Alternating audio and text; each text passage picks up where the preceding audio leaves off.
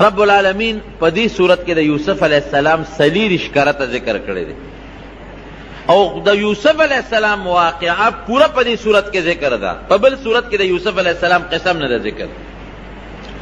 یوسف علیہ السلام څوک ډېر عبرتونه دي پکې، ځکه دا واقعه تاسو ته بیانوم د مسلمان دپاره او د انسان دپاره او خصوصا د نبی علیہ السلام د امت دپاره په دې کې ډېرې د الله تعالی د قدرت او زمونږ د عبرت نښې دي چې هغه راته یو یو زه ورسره بیانوم.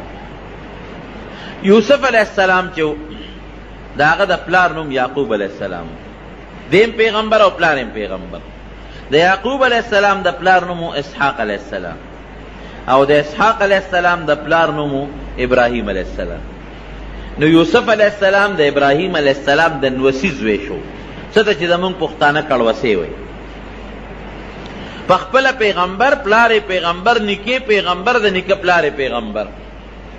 او یو ځل د پیغمبر علیہ السلام نه تپوس کیږي چې بهترین او کریم او عزتمند انسان څوک دی، نو پیغمبر علیہ السلام ورته فرمایي الکریم ابن الکریم، الکریم ابن الکریم ابن الکریم ابن الکریم، یوسف ابن یعقوب ابن ابراہیم ابن اسحاق ابن ابراہیم.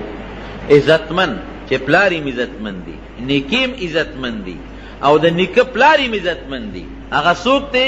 یوسف دی. یوسف ابن یعقوبا، یوسف د یعقوب علیہ السلام زوی، یعقوب د اسحاق علیہ السلام زوی او اسحاق د ابراهیم علیہ السلام زوی.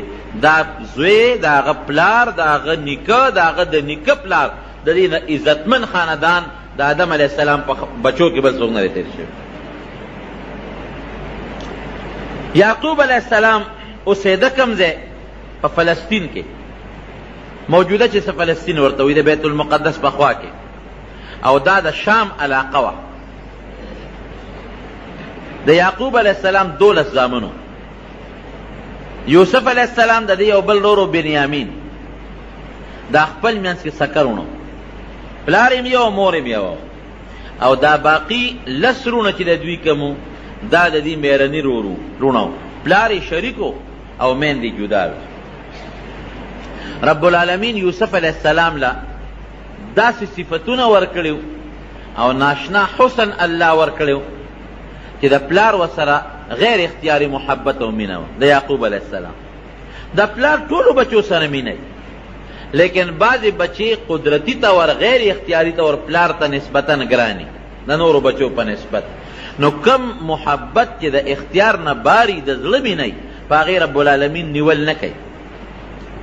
نو یعقوب علیہ السلام ته خو پته او اخلاق ورته معلوم د یوسف علیہ السلام، او دا یعقوب علیہ السلام خو پیغمبر مو، هغه ته دام پته و چې دا ما دا نوسی، دا ما دا زوی یوسف دکې هغه نښې دي صفتونه لري چې دنه به رب العالمین یو لوی سړی جوړی، پیغمبر به ته الله جوړی.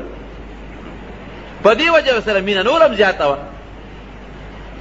او په کشرانو زامنو کې دا کشر زوی بل مور یې وفات شوې وه.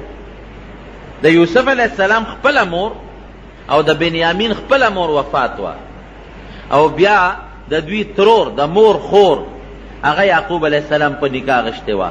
نو چې کم بچې د هغه مور مړی نسبتا چې ښه پلاري، نو هغه بچې ورته داسې بېکس او بېسوکه ښکاري، نو د پلار په زړه کې د هغه مینه محبت نورم زیاتي. نو سې خپل شرافت او اخلاق او خوبصورتي یې وه، او پکې د پیغمبرۍ هغه نښې نښانې آثارو چې مورم مړه وه. نو په دې نسبت د یعقوب علیہ السلام د نورو بچو په نسبت د یوسف علیہ السلام سره مینه زیاته وه.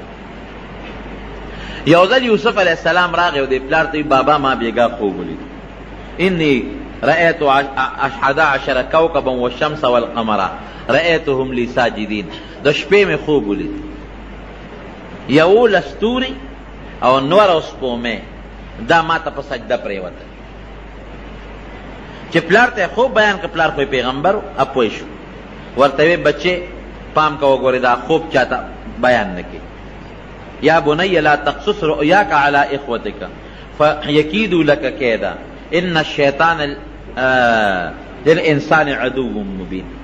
بچې ګورې پام کوه چې دا خوب دې رونو ته بیان نه کړي، ځکه هغه ته پته وه چې د ماره د نورو زامنو د یوسف علیہ السلام سره حسد دی او بغض دی. او په دې وجه ورسره بغض و چې د پلار د سره مینه ولې زیاته ده، مونږ سره کم او د سره زیاته ده. پلار ورسره محبت ولې کوي، د ده ولې زیات خیال ساتي. نو بچی اسم په زړه کې در سره بغض دی، حسد دی، او که دا خوب دی ورته بیان کا نو ګوره هغه بغض او حسد یې نورم زیاتېږي. هسې نه شیطان به یې درته ولم سیدارونه او تا ته سازش جوړ نه کړي، سکیم درته جوړ نه کړي او ضرر درته ونه رسوي. اب پې پوه شو چې دا 11 ستوري خو دا 11 رونه دي او نور او سپومې د یوسف علیه السلام دا مور او پلار دي. لکه ترورې په نکاح غشتې و پلار نو بس میره مورم مورې نو دا مور او پلار دا نور او سپومې او 11 ستوري دا دارونه دي. دا ټول بستا دا تعظیم او ستا د عزت طرف ته ټیټېږي او ستا عزت به کوي. دا به ټول ستا تابع کېږي په آخر وخت کې. نو بچې ګورې که دا خوب دې دې وروڼو ته ووایې، وروڼو ته دا پته ولګېده چې مونږ به آخر وخت کې د یوسف تابع کېږو، نو اسیم در سره بغض او حسد دی، سسکیم او سازش به درته جوړ شي. لیکن دا خوب په یو طریقه د یوسف علیه السلام وروڼو ته ورسېد. چې هغې ته ورسېد هغې خپل منځ کې سره راغونډ شو 10 وروڼه، یو خو د خپل سکه دی نه زیاتي چې کوم 10 وروڼو هغه راغونډ شو او په خپل منځ کې میټینګ او مشوره شروع کړه. یاره د یوسف سره دی خو زمونږ رور دی، پلار مینه ډېره کوي، زمونږ په نسبت خیال ډېر ساتي او ډېر محبت ورسره کوي، ډېر یې ځان ته رانږدې کوي. دا خو زمونږ دا پلار ښه نه کوي. او دا فطري خبره ده چې د 2 یا 3 زامنې د انسان او پلار یو سره مینه کوي، د دې نورو بچو بیا پلار ته غوسه کېږي، مور ته غوسه کېږي چې ښه ادم زوی دی او مونږ دې زامن یو، د هغه ډېر خیال ساتي زمونږ خیال نه ساتي، نو پلار ته غوسه کېږي او هغه ورور ته هم غوسه کېږي. دا یو انسان کې فطرتن یو سیس پروت دی، دا د انسان د فطرت تقاضا ده. نو هغه 10 وروڼه یې غوسه و چې ښه مونږ خو لا مخکې نه ورته غوسه و چې پلار ورسره مینه کوي، محبت ورسره کوي، ځان ته ډېر رانږدې کوي او دا خو لا سبا به دې لوی سړی به د ده نه جوړېږي او مونږ به ده ته سجدې کوو، مونږ به ده ته ټیټېږو، د سلامونه به کوو. دا مونږ نشو زغملی. ښه څه به کوو؟ یو ورور یې وی اچې مړی کړو، اخوا به یې بوځو او مړ به یې کړو. دې کې یو مشر ورور یهودا، دا د هغې 10 خپل ورور هغه ورته وی نه ګورې پام کوې مړی نه کړي، که کم از کم زمونږ مېرنی ورور دی خو ورور خو هم دی که نه، پلار خو هم شریک دی، نو په وجلو هم نه پیردو کېږي، وجنو به نه نه وي خامخې وجنو. وی ګوری که مړم که نو خبره د مرګ نه پټېږي، خامخا 15 کاله 10 کاله 2 کاله 20 کاله هر کاله چې نو پته به رستو لګي چې دې مونږ مړ که او زمونږ پلار پیغمبر هم دی، نو سبا به راته خیري وکړي، ازار به راته وکړي او یا زمونږ پته به ولګي، نو برباد او تباه به شو. وجنو خو یې نه. ښه بیا به ورسره څه کوو؟ وی داسې به وکړو چې ته لرې ځنګل ته به یې بوځو، هلته به یې په یو کوي کې ور وغورځو، بس مونږ به اخلاص شو، د قتل نه به مونږ بچ شو، په مونږ به د قتل الزام ونه لګي او د مرګ د ګناه نه به بچ شو. او کوي کې به یې وغورځو، که چاته چاره وویسته نو چاته به څه پته لګي چې دا څوک دی، وړي به، او که پکې مړ شو نو مړ دي شي پکې، د لاش به هم پته ونه لګي. که دلته یې وجنو خو لاش یې معلومېږي، بس کوي ته به یې وغورځو، خپل کار به کوي سره. هلته به یې سنګ بوځو. نو خپل منځ کې میټینګ وکړو، پلار له راغلل، وی بابا مونږ تاله راغلی، مونږ همیشه سیل کو او ښکار لځو، چکر لګو، او زمونږ دا کشر رور یوسف چې زمونږ ورسره ډېره مینه ده او ستا هم ډېر خوښ دی، دیم دې دله مونږ بوځو، چکر به پې ولګو، منډې ترړې به ووایي، ښکار به وکړي، خوشحاله به شي. پلار ورته وایي نه بچې دې خو زه نه پرېږدم، ځان نه یې نه جدا کوم. بیا وله راغلل بابا نه مونږ سره به دې خامخا پرېږدې او دې مونږ لازمن بوځو او ته په مونږ یارېږي چې ده ته به مونږ څه ضرر ورسو، دا زمونږ رور نه دی، ته زمونږ پلار نه تا به مونږ خفه کوو، دا خو زمونږ کشر دی، زمونږ رور دی او مونږ غواړو چې دې مونږ بوځو، چکر پې ولګو، سیل پې وکړو. یعقوب علیه السلام ورته وایي انی اخاف ان یأکله الذئب وانتم عنه غافلون. بچې ګوره زه یارېږم، هسې نه شرمخې ده نه ونه تښتئ، شرمخې ونه خوري، تاسو به په خپل سیل کې په منډو ترړو به یې غشي به ولې، اسونه به ځغلوئ، او هسې نه چې زما دا بچې ده نه چې ته شرمخ ونه تښتئ، شرمخې ونه خوري. دا ولې یعقوب علیه السلام دا ټکې ولې و چې شرمخ به وتښتئ؟ یو خو په دغه ځنګل او په علاقه کې شرمخان ډېر زیات، او دویم د یعقوب علیه السلام دوی ته اشاره و چې تاسو شرمخان یې، تاسو یې رانه ونه خورئ، ګورئ تاسو شرمخان یې رانه ونه خورئ، ماتې نه کې، او یا په دې ځنګل علاقه کې شرمخان ډېر دي، نو هسې نه شرمخې ونه تختئ. وی نه بابا هېڅ فکر چې ونه کې، او دی به مونږ سره منډې ترړې وی، چکرې به ولګئ، او مونږ به حفاظت کوو، په حفاظت به دله واپس راولو. چې پلار یې پوره مجبور کړ، نو دی ځان سره واغېسته. دی د 12 یا د 14 کالو په دغه وخت کې یوسف علیه السلام ځان سره په مخه کړ. نو د پلار په مخ کې خو به کله په یو مخ کولو او کله به په بل مخ کولو، کله به اوچت که په غېږ کې به ونیوه، او کله به بیا په ځمکه باندې کېنه. او پلار ورسره بار وته دې وجې نه، بچو ګورې ډېر پې یېرېږم، تاسو خو زلمي، خو زما د دې بچي به ګوره ډېر خیال ساتئ. 10 مېرني وروڼه یو دی شو، بنیامین تې پاتې شو، هغه وروسته دی لا ماشوم. د پلار چې تر څو پورې ورته نظر و، هغې پورې به یې دی کله یوې اوږې ته او کله بلې اوږې ته، کله به یو ښکله او کله به بل ښکله. خو چې کله د پلار د نظر نه غیب شو، د اوږې نه یې ځمکې لره وبره، لته یې وله ورکړې، دیکې یې وله ورکړې. ده وی ښه تاسو خو زه د پلار نه څونه په مینه راوستم، په ما سیل او چکر یې لګوې، اوس مې وهې، نو د یو ورور نه به یې بل ورور له منډې کړې چې ما را دنه خلاص کا. نو هغه به ولې لته ورکړه، ځمکې له به یې راوبرو، نو بل له به یې منډه کړې. نو هغه به لته ورکړه، نو بل له به یې منډه کړې. نو هغه به لته ورکړه، نو بل له به یې منډه کړې. لکه بال غوندې چې خلک یې پلته وي، دقسې پلتو به یې و. او ورته به یې څه وې؟ وی ځکه نو اوس هغه 11 ستورو ته دې اواز کړه چې دې رانه خلاص کړي، هغه نور او سپومې ته دې ووایه چې اوس دې رانه بچ کړي. ته خو یې ما ته به نور او سپومې او 11 ستوري سجدې لګئ. هغې هم پوه شو، هغه هم د پیغمبر بچي و چې دا 11 ستوري مونږ یو، نور او سپومې را د مور او پلار دي، دله به عزت ورکوي او مونږ به ورته کوس پاس کېږو، دا چې ته مونږ برداشت کوو. لته به یې ورکړه، وی شابه هغه 11 ستوري دې راوله چې دې رانه بچ کړي، ځکه نه هغه نور او سپومې دې راوله چې دې رانه خلاص کړي. دې غریب ورته جاړې او چغې ورته وه. په دغه وهلو او ټکولو باندې یو لوی ځنګل ته بوت، او په هغه ځنګل په دې منځ کې یو شړک وي. قرآن حکیم کې ورته الله غیابات الجب وایي.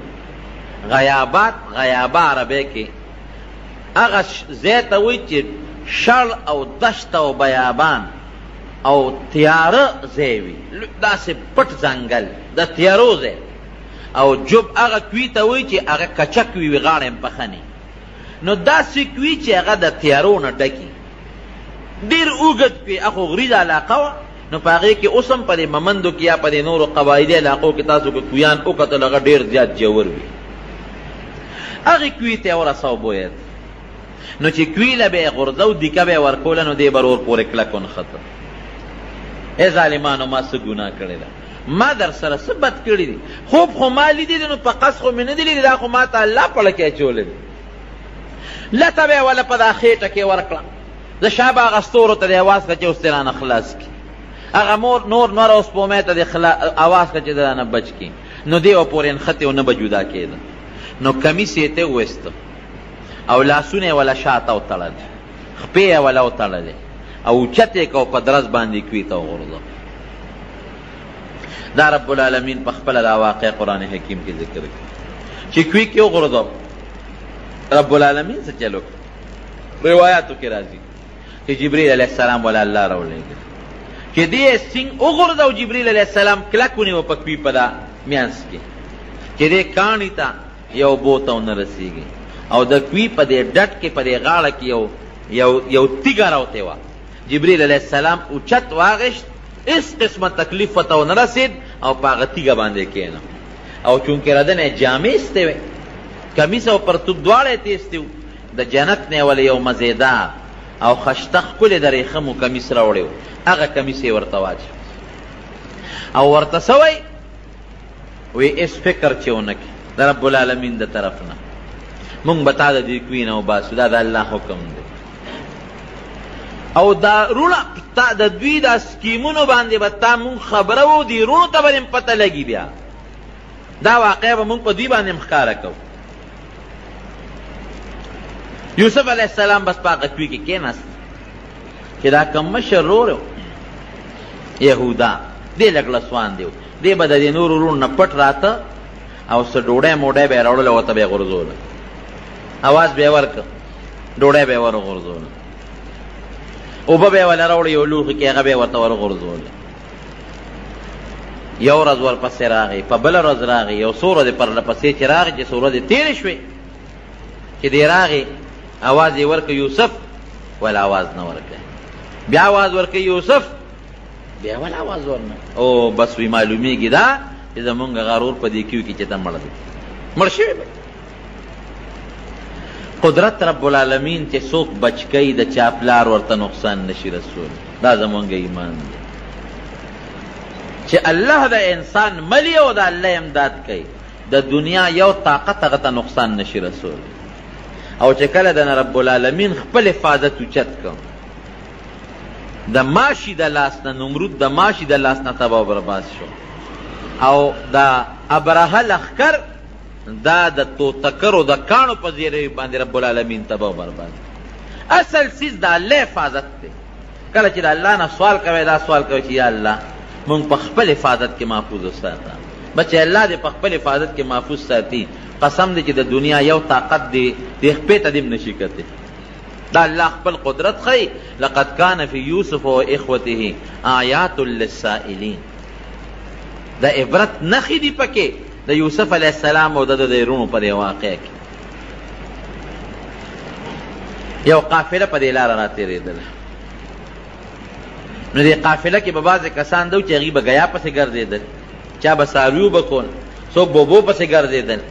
نو کومه ډله چې د دې قافلې هغه په دې باندې ماموره وه چې تاسو لړ شئ اوبه وګورئ، هغوی چې راغلل دلته کوي وکړل، زر یې بورقه راواغېسته او هغې کوي ته ښکته کړه. چې کوي ته یې بورقه ښکته کړله او بورقه ویښته ورسوله، نو یوسف علیه السلام سره بورقه وجنګېدل، بس پړي پورې دې کلک ونښته. هغه به غټه بورقه وه، یو کس به نه شوه رایستی، ابا په پنځو شپږو کسانو بلکې د دې نه په زیاتو به هغه بورقه خلکو رایسته. اوس هم په دې اوږدو کویانو باندې غټې غټې بورقې وي چې دوی بورقه رایستله، بورقه درنه ده. خیر په ډېر زور او په وجودونه هغه زمانه کې د خلکو مضبوط پهلوانان په ډېر زور او په ډېر لوی طاقت باندې بورقه راوچته کړه. چې راوچته یې کړه اوس یوسف علیه السلام ورپورې نښتې، ښه مزېدار خشته ټیک ټاک جمدې روغ صحت واله چې راویې ویسته ورته یې وکتل، یا بشرا هذا غلام، او خوشحاله شو، دا خو مزېدار خشته هلک دی، ډېر جس خوشحاله شو. یو خو په دې خوشحاله شو چې یو مزېدار خشته هلک راته الله راکړه. او هغه زمانه د غلامانو وه، غلامان به خلکو خرڅول، یو خشته هلک دی، زه بس دا به مونږ خرڅ کړو او بلا پیسې به پرې وګټو. لاړل نورو ملګرو ته الو مونږ خو دغه د کوی نه په بورقه کې هلک نښتې دی هم راوویست او ډېر خشته او خوبصورت هلک. نور ملګري هم خبر کړ، ای بس چپ شئ غږ مه کوئ. بو بیا ځو یو ښار ته، کومه طرف ته چې زمونږ قافله ځي، او په هغه ښار کې به مونږ خرڅ کړو، بلا پیسې به راله وګټو. یهودا چې کوي ته ډوډۍ غورځوله، دی یې ونه مونته، یو خوا بل خوا یې منډې ترلې شروع کړې چې دې چاروخ کې دی او که مړ دی په دې کوي کې. چا ورته ویل څه کې؟ یاره وی هسې ګرځم، دلته خو څوک نه دي راغلی. وی یو قافله هغه ځای کې ناسته ده چې دی ورغلی دی، هغه قافلې والا هغې ته یې کتلي دي، یوسف علیه السلام یې صحیح کړی، بس ورمنډه یې کړی. وی دا هلک مونږ ماله راکړي. هغې ورته وی دا خو هلک مونږ تاله نه درکړو. وی نه دا زمونږ غلام دی، زمونږ برایې دی. او په یوسف علیه السلام یې دبه وکړه، ګورې که ال دې ووایي نو دې د سرمن وباسو وجنو دې پرېږدو دی. رونه یې خبر کړه او قافلې والا ته وایي چې دا زمونږ غلام دی او زمونږ نه دې تښتېده را تښتېده به دې کوی کې مې غورځولی دی، او ډېر بد اخلاقه دی او ډېر بد خویه دی، او غلا غلطي به یې زمونږ نه کوله. مونږ له خپل غلام راکړې. قافلې والا ورته وایي نه مونږ یې نه درکوو. خیر جوړه په دې وشو چې دا به در باندې مونږ در خرڅ کړو. بس قافلې والا ولا 12 درهمه ورکړل او څوک 13 درهمه یادوي، معمولي لږې پیسې. وشروه بثمن بخس دراهم معدوده وكانوا فيه من الزاهدين. پاتلس یا په 12 درهمه باندې د خپل لور خرڅ کړه په قافلې والا، پیسې واغېستې خپل منځ کې تقسیم کړې. چې دې کله پلار له لاړل د شپې ماسخوتن، نو جړه انګولا ده او لوی چغې سورې دي. د کلي خلک ورته راغلو چې څه چل دی؟ وایي زمونږ غرور یوسف زمونږ نه شرمخ وتښته مړی. پلار یې راووته، خو پوه شو چې څه چل خو شته. چې راووت بچو ولې جاړی؟ وی بابا مونږ نه هغه استاذ وی یوسف چې دی نه هغه شرمخ وتښته. او په یو روایت کې راځي چې یو شرمخ دوی را نیولی و، هغه کې پړی اچولی او یعقوب علیه السلام لی راوسته. وی شرمخ رانه استاذ وی وتښته. وی شرمخ زما تاسو ته ما نه وي چې شرمخ زما زوی به نه تښتی او تاسو به غفلت کوئ. وی نه بابا مونږ هم ډېرې منډې وایې دمو والې. اخره کې دې ستړی شو جامو ته هم کېنو، نو مونږ منډې ترړې والې چې مونږ راتلو شرمخ دې تښتولی و بیا، او شرمخ همدا دې رانیولی دی اوس چې ته ورسره څه کوې، نو به ستا مخکې به دې شرمخ تا زوی شلولی دی. او کمیسې د ګډې یا د چیلې یا د اوسې په وینه کې لړلی و، هغه یعقوب علیه السلام له ورکوي دا ستا د زوی کمیس دی او دا هغه وینه ده ستا د زوی، دا هغه بچي. موږ څوک شرمخ وتښتو، موږ خو یې خیال ساته. یعقوب علیه السلام چې کمیس ته وکتل نو کمیس شلېدلی نو ټیک ټاک و. وی ډېر هوښیار شرمخ و چې زما زوی یې وجه و کمیس یې ترې روغېستی دی. شرمخ خو چې هلک شلی خو کمیس د هغې نه مخکې شلی چیر پار کي، نو دا دونه هوښیار شرمخ دی چې زما د زوی نه روغ کمیس وویسته او بیا زما زوی خوړلی دی. او دا شرمخ ته وی او وی وایه شرمخه دا د پیغمبر معجزه ای. په هغه ذات د ستا قسم یې رښتیا وه چې کوم ذات ته پیدا کړی و دا دواړه جهانه پیدا کړي دي، زما زوی دی ولې خوړه؟ وی شرمخ ورسره خبرې شروع کړې چې یعقوب دا زامن دې دروغ وایي، زه دوی په جال ښکار کړیم او رب العالمین په مونږ حیواناتو د پیغمبرانو د هغې د بچو وینې او غوښې حرامې کړي دي. دروغ وایي، دروغ ده. قال بل سولت لكم انفسكم امري انفسكم فصبر جميل والله المستعان على ما تصفون. بس وی غله ته یو خبره خشته کړې وه او زما زویم زمانه غیب کو، زه به صبر کوم او رب العالمین چې دی ابه ما سره په دې کې امداد کوي. یعقوب علیه السلام د خپل بچی پسې جړل، دومره د زوی پسې وجړل چې سترګې د جړا د وجې نه ړندې شوې. وابیضت عیناه وهو کظیم، زړې د غم د وجې نه او سترګې د جړا د وجې نه مکمل ړندې شوې، نظر یې لړ ختم شو. او هر وخت به الله ته جړل چې یا الله زما بچي یوسف خو ما سره میلاو. الله ورسره وعده کړې وه، دې تمه و چې ماله به د خپل بچی الله راولي، خو کله به راولي، 1 کال پس، 2 کاله پس، 3 کاله پس، 10 کاله پس. او څه پته لګي چې زما په بچي به څه ژوند تېرېږي، د چا غلامۍ کې به ګډه چیلی به سره کم ځای به نور ته به سوري ته به هوا ته به یخنۍ ته به ګرمۍ ته به. دا خو ډېره ګرانه خبره ده، الله تعالی دې مسلمان د دې صدمې نه وساتي. قافلې والا یوسف علیه السلام بوته مصر ته، د مصر ښار ته. د مصر په ښار کې خرڅو، نو چې خرڅو یې نو بولی پې شروع شوه. د ټولې دنیا چې څومره حسن رب العالمین په دې دنیا کې ایښودی د هغې حسن نیمه رب العالمین دله ورکړی وه. نو چې نبی علیه السلام فرمایي چې رب العالمین د دې دنیا نیم حسن ورکړی، دی به څونه خشته و.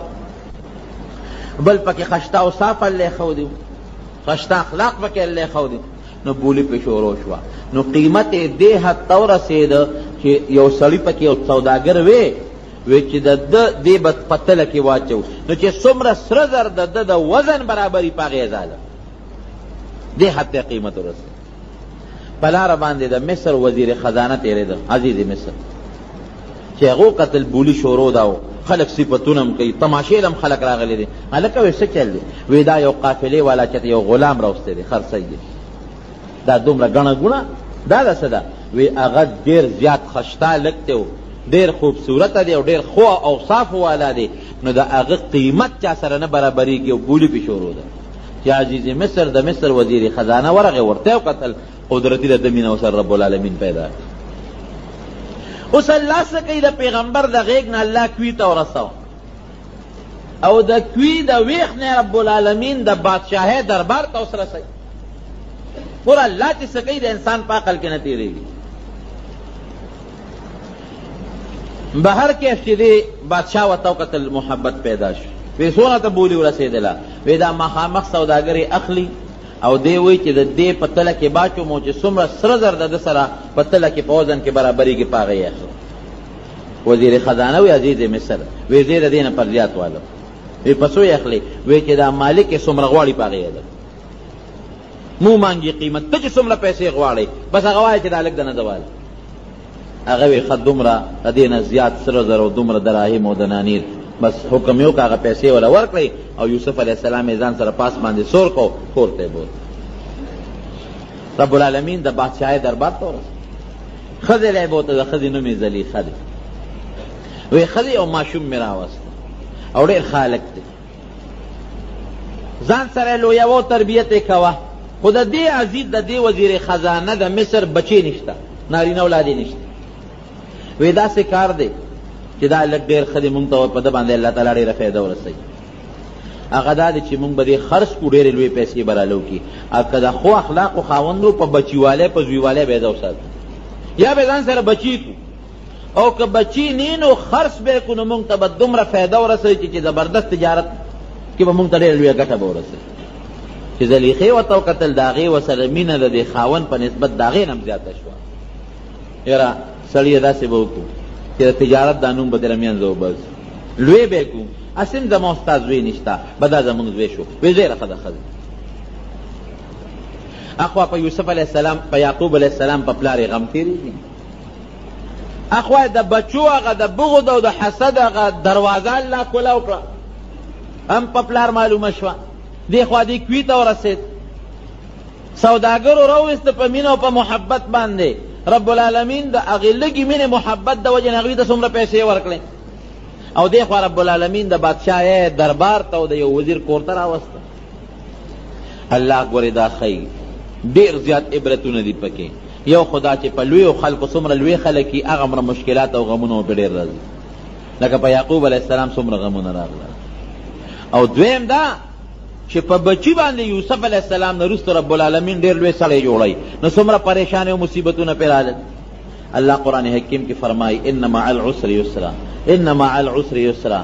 دا طالبان پې پوهېږي چې سختی لږه ده او هغې سره اساني ډېره زیاته رب العالمین راولي.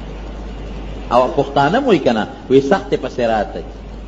نو په یوسف علیه السلام رب العالمین دومره سختی راوسته، کوي ته ورسېد، د هغې نه پس به الله راته راولي. دا هم تاته الله یو عبرت او یو سبق ښیي.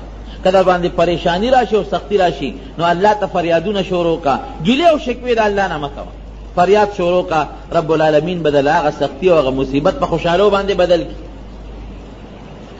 او بل لوی عبرت پکې څه دی؟ ګورې بغض او حسد ډېر خطرناک شی دی. د یعقوب علیه السلام رونو بچو د خپل رور یوسف علیه السلام سره بغض او حسد شروع کړ، نو نقصان یې چاته شو. ټیک ته ظاهر کې پلار ته هم ضرر ورسو، رور ته هم ضرر ورسو، لیکن د رب العالمین په نزد مختورن څوک شو؟ همدغه د یعقوب علیه السلام زامن د یوسف علیه السلام رونو. ګورې بغض او حسد ډېر خطرناک شی دی، ډېره لویه ګناه ده. کله چې یوسف علیه السلام او د زلیخې منځ کې مسله راله او یوسف علیه السلام متعلق ماشوم بچي ګوی ورکړه چې د یوسف علیه السلام کمیس وګورئ، که دا د مخې نه شلیدلي مخکنی لمن نو غلطي د حضرت یوسف علیه السلام ده، او که کمیس د شا نه شلیدلي نو معلومیږي دا چې ده به منډه والا تختېده به، زلیخې به کمیس راښکلي، غلطي به د هغې وي. چې دې کله کمیس وکته، فلما رأى قمیصه قد من دبر قال انه من کیدکن ان کیدکن عظیم. چې کمیس خو شا نه شلیدلی دی، نو عزیز مصر چې هغه وخت موجود و هغه پوه شو په دې، وی دا خو د زلیخې نقصان دی، دا د ښځو نقصان دی، او د ښځو سکیم او مکر او جال دا ډېر فراخی، ډېر لوی وي، دې نه بچ کېدل ګران کار دی. نو دغې وخت کې عزیز مصر ما تېره جمعه هم درته ویلي وو چې هغه له پکار ده چې ښځې له سزا ورکړې وو، خو مې داسې قسمه خلک په ښځو کمزوري وي. یو ټکې ووې یوسف اعرض عن هذا واستغفري لذنبك انك كنت من الخاطئین. یوسف علیہ السلام ته وای اے یوسفه پام کو دا خبره بار مشوره نه کې ګوره، ځکه اوس به خلک تا نه تپوسونه کوي، ته به وایې چې زلیخې ما نه د غلطو مطالبه کړې ده، نو پام کوه دا خبره بارونه باسې. او ښځې ته څه وایي؟ اوس پکار ده چې ښځې له سزا ورکړې وې. یوسف علیه السلام ته وایي ګورې پام کو چا ته غږ ونه کړې، څوک خبرې نه خبر نه کې، نوره بېعزتي به مې وشي. یوسف اعرض عن هذا. او ښځې ته وایي بس چې څه دې کړي دي غلطي دې کړې ده الله نه بخښنه غواړه. اوس خو پکار نه وه چې ښځې ته یې کوتک نیولې وې یا سزا یې ورکړې وې. نه نه کمزور یو غریب شته که دې زمانه کې هم په ښځو کمزوري شته. واستغفري لذنبک، پام کو وګورې بس خدای نه بخښنه غواړه. یاره تاسو ډېر بې خونده ښځې یې، ښه بس دونه ټکې یې ووایي، ډېر بې خونده یې تاسو. هغه دا خبره خو دغه ځای پورې فیصله شو. دلته فیصله شوه خبره یوسف علیه السلام ته بس دا وایي چې بس ته چپ شه، نور به غږ نه کوې، او ښځې ته وایي د الله نه بخښنه غواړه. خبره مشهوره شو. دغه څو کسانو خو خبره واورېده او بادشاه عزیز مصر ویې ګورې غږ به نه کوې. خبره مشهوره شو. چې خبره مشهوره شوه د مصر په ښځو کې، او زلیخا دا ګوره د لوی وزیر ښځه ده او د یو خپل غلام نه د ناروا مطالبه کوي. دوه غلطۍ دي، یو خدا چې د دومره لوی سړي ښځه او ګناه طلب کول، او دویم دا چې ګناه طلب کوي نو په کار دا و چې ته د لوی سړي نه طلب کړی وې، نو یو خو په خپل غلام باندې دا مینېږي، یو غلام نه دا د ګناه مطالبه کوي. دا خو ډېره بېکاره ښځه ده. د دې اړه ته خو دا محبت ډېر دننه ننوتی دی. دا خپل ځان ته نه ګوري او خپل غلام ته نه ګوري چې د ناروا مطالبه کوي، نو په کار دا چې د وزیر نه یې کړی وې، یو خپل غلام او د مرئي نه مطالبه کوي. ښځو په مخه واغېشته، پراپېګنډې شروع شوې، د وزیرانو ښځو، د مشیرانو ښځو، د افسرانو ښځو، دا پراپېګنډې شروع کړې. خو چې دا پوه شوه چې دا خو زما خلاف پراپېګنډې شروع شوې، بېعزتي مې کېږي، کوڅه په کوڅه راپسې خبرې شروع دي، نو دی ویل د دې نه پسې ځان خلاص کړم. دی یو دعوت وکړه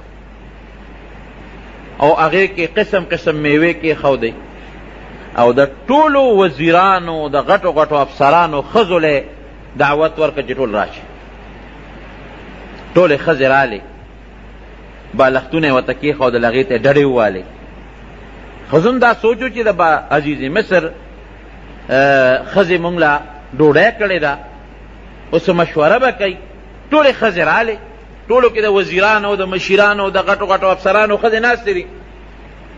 ډوډۍ ورته مخکې کېښوده، میوې ورته مخکې کېښودې، او د هوښیاره وه زلیخا، چړې یې وله لاس کې ورکړې، ځکه دا میوې اوس هم خلک په چړو باندې پرې کوي، هغه زمانه کې هم دا رواج و. او چې کله دې کېناستې او مزېدار بسترې او بالښتونه ورڅه پراته دي، فلما سمعت بمکرهن ارسلت الیهن واعتدت لهن متکئا، غټ تکیاګاه یې جوړه کړه، او وآتت كل واحدة منهن سکینا، الله فرمائی ارچا لاس کې چاړه ورکړه. وقالت اخرج عليهن، یوسف علیہ السلام کوئی غلام عمره وی دی خو راځه پیوس. یوسف علیہ السلام بهر په دروازه را دننه شو، او غلام دی، اوس حکم دی ورته د خپل مالک سردار، خو چې څنګه راننوت. فلما رأینه اکبرنه، چې د ښځو ورته وکتل یوسف علیہ السلام ته، اوهو وړه کې ډېر لوی والی راغی، دا هغه غلام دی.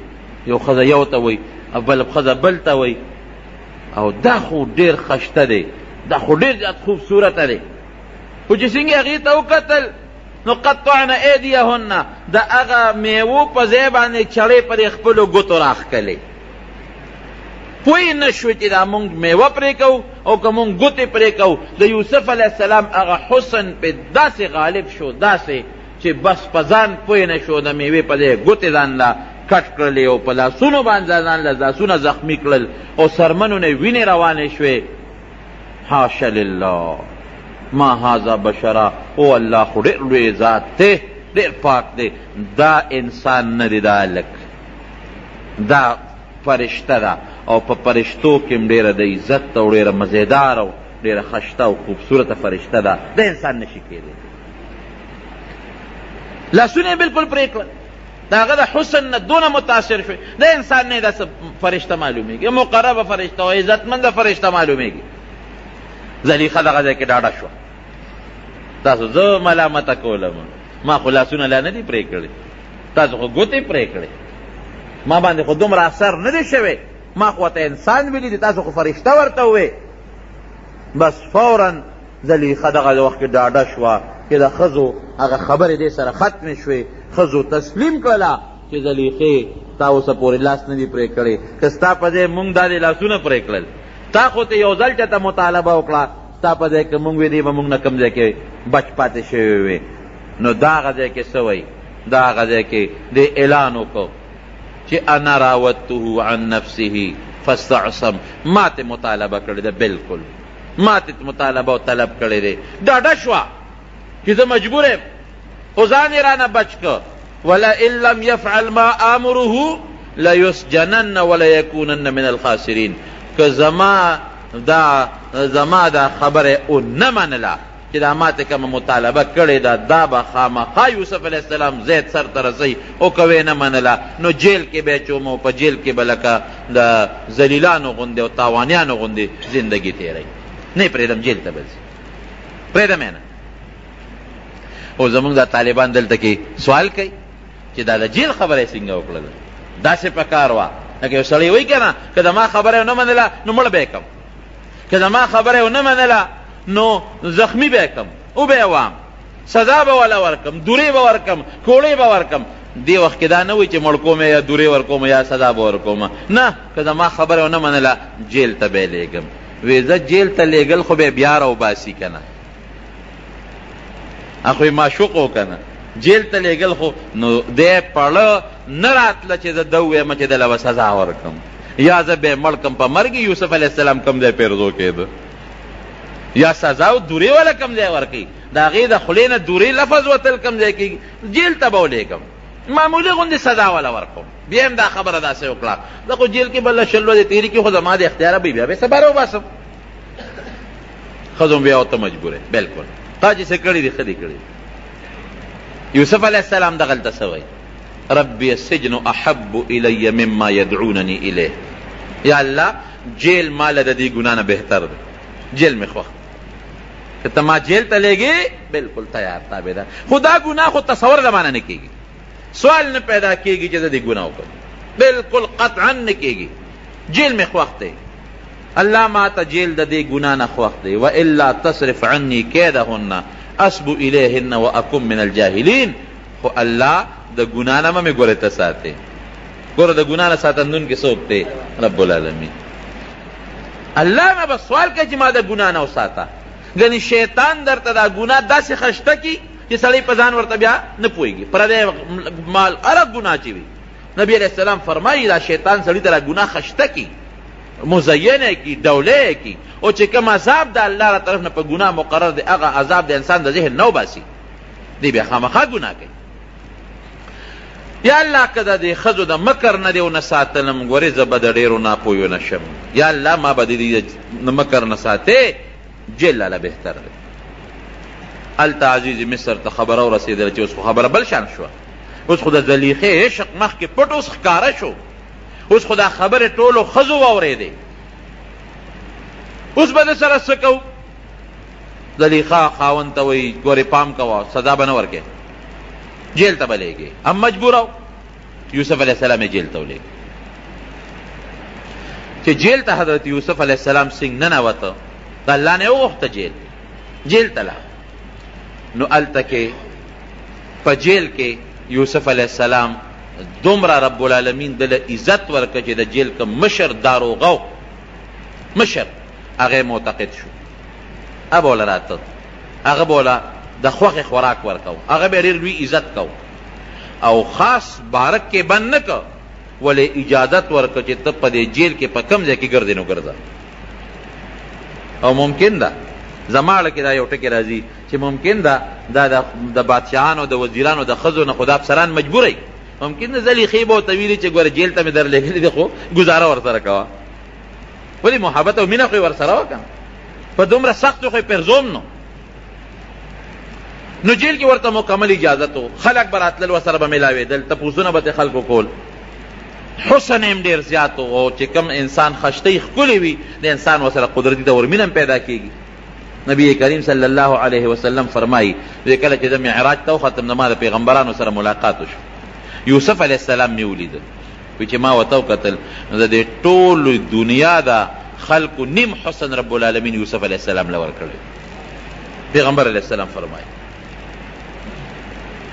نو جیل کې ورسره د خلکو محبت پیدا شو د خلکو مینه ورسره پیدا شوه خلک به راتلل تپوسونه به یې ترې کول دوه کسانو جناب او ده به په جیل کې څه کول د ده ډیوټي څه وه ده به د مریضانو تپوس کو او چې کوم جیلیان و هغوی له به د صبر تلقین ورکو خیر دی صبر وکړې ګوره ما باندې الله تعالی داسې امتحانونه راوستل چې دوی ته الله وغورځولم الله راوویستم بیا را باندې بل امتحان راغی د عزیز مصر په کور کې د ګناه هغې نه الله وساتلم اوس را باندې د امتحان راغی نه مې څه غلطي کړې ده نه مې ګناه کړې ده نه مې مرګ کړی دی نه مې لاره شکولې ده او جیل ته راغلی خیر دی صبر کوئ الله به مې امداد وکړي د جیل نه به مو بس هر چا ته به د صبر تلقین ورکو او چې کوم به بد اخلاقه جیلي و هغه ته به نصیحت کو چې ګوره په بد اخلاقۍ کې ته جیل ته راغلی او پام کوه آینده لپاره دا ګناه ونه کړې دا غلطي ونه کړې دا معمولي جیل دی د خدای جیل ګورې د قیامت پر دوزخ ډېر لوی شی دی لاندې ساته خلکو ته به خشته نصیحت کو د خلکو اخلاقی تربیت به کو